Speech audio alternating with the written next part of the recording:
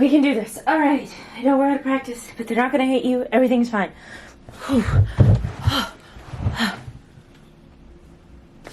Hi, Internet.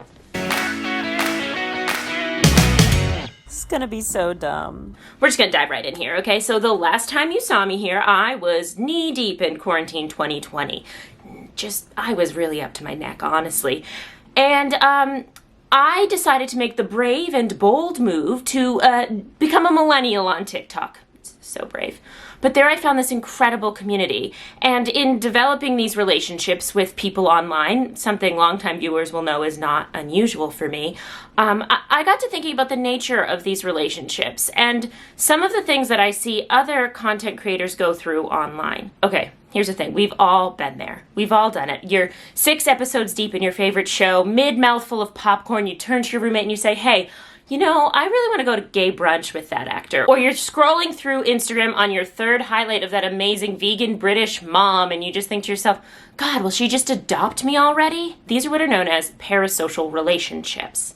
Now, the idea of parasocial relationships cropped up in around 1956. It's a way to describe the way you, the audience, the viewer, the fan, feel like you know the person that you are watching on TV. And to be clear, we've done this forever. For as long as there have been humans and stories and people that we consume, there have been fans who have taken the fuck, marry, kill game way too seriously. For instance,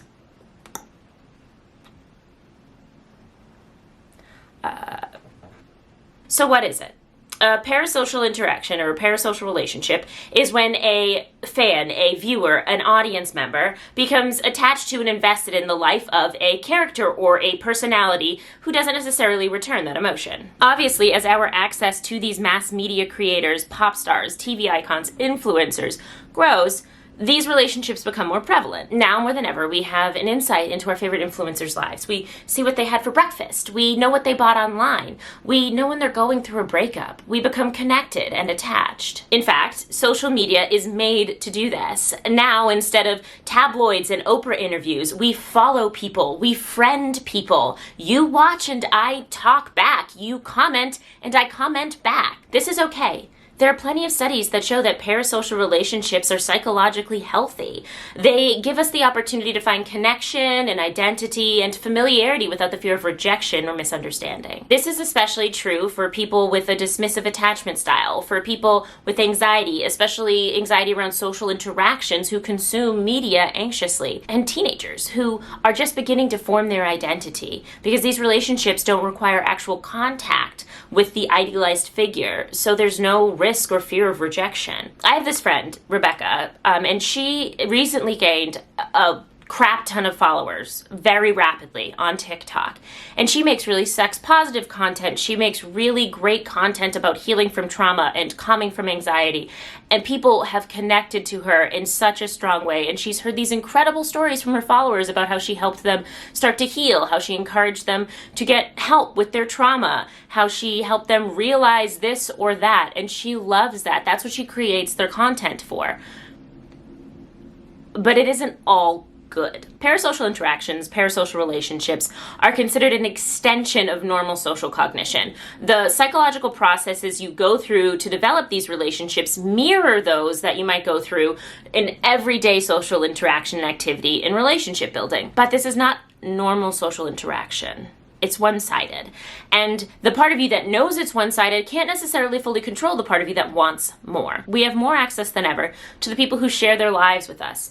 But just because someone shares their life on screen with an audience doesn't mean we know them. Just because they feel like a friend, just because they talk directly to us or respond to our comments, doesn't mean that they are a real friend.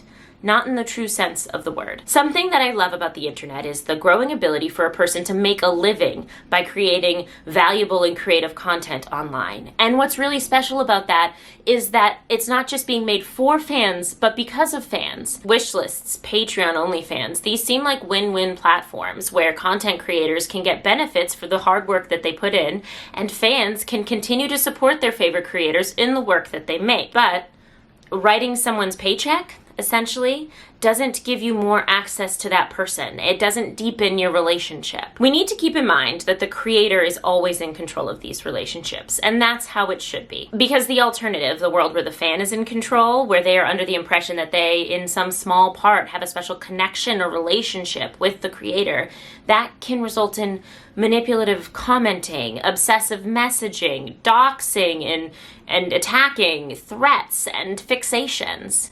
Going back to Rebekah, she has all of these amazing people in her comments. Most of them are absolutely incredible. Her fans are so sweet, and they're sweet to me too because they know that I'm her best friend. But there have also been some really negative interactions that have made her very upset. I have become a person who actually can go into her comments and say, hey, cut it out.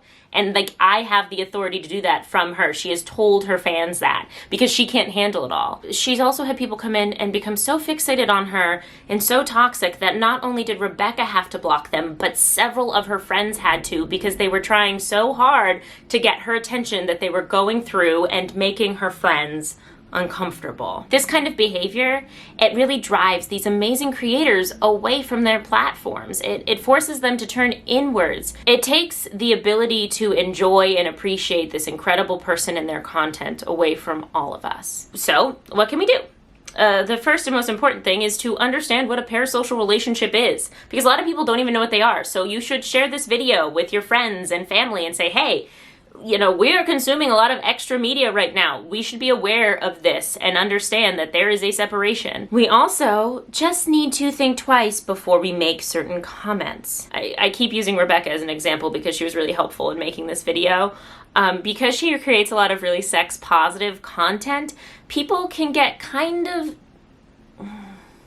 icky in her comments. And, you know, to a degree she doesn't mind, because like she's trying to elicit like a sex positive vibe from people. She wants people to feel like it's okay to feel these things, because it is. We were raised in a society where it's not, and it is okay to feel good, to enjoy sexual content, and to have a lot of sex. Like, she wants people to understand that, but there's a line. You need to take that filter away from yourself and say, if I were interacting with this person in person, if I knew this much about this person and were to walk up to them and say this, would that be okay? You don't know these people. That's the most important thing to keep in mind. So don't go after them and repeatedly say, hey, you're in this town, let's get together. Hey, blah, blah, blah.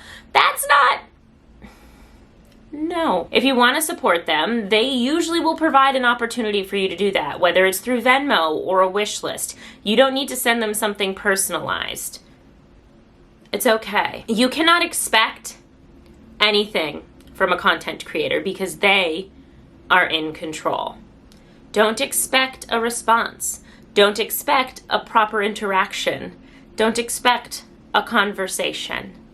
You can share your story, but you're not going to know whether or not they see it sometimes, and that's okay, because they are their own person with their own life. And most importantly, listen to their boundaries. They are not guidelines, they are walls.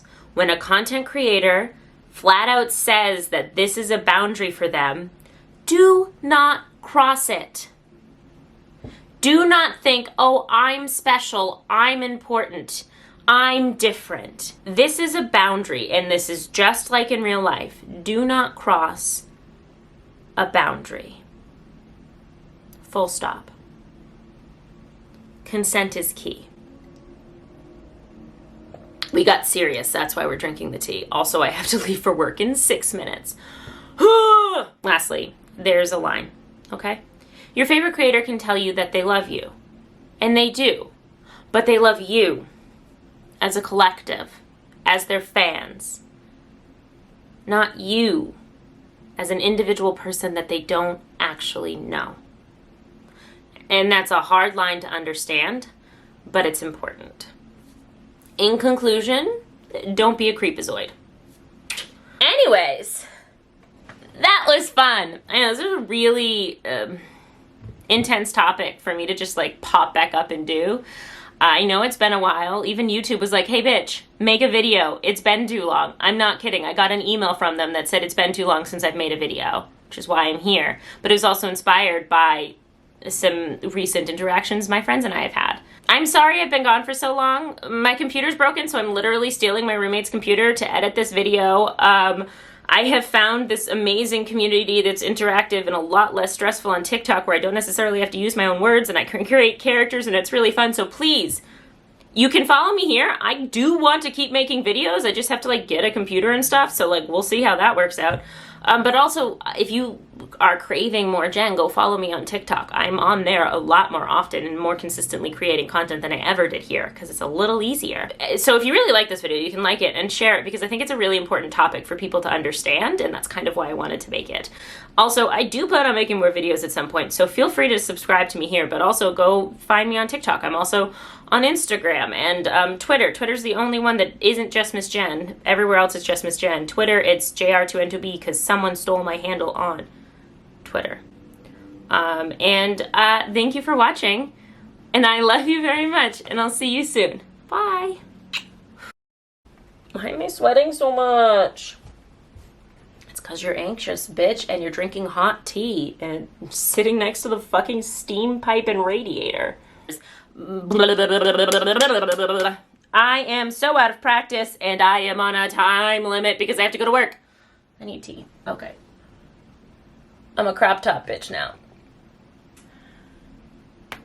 Ooh.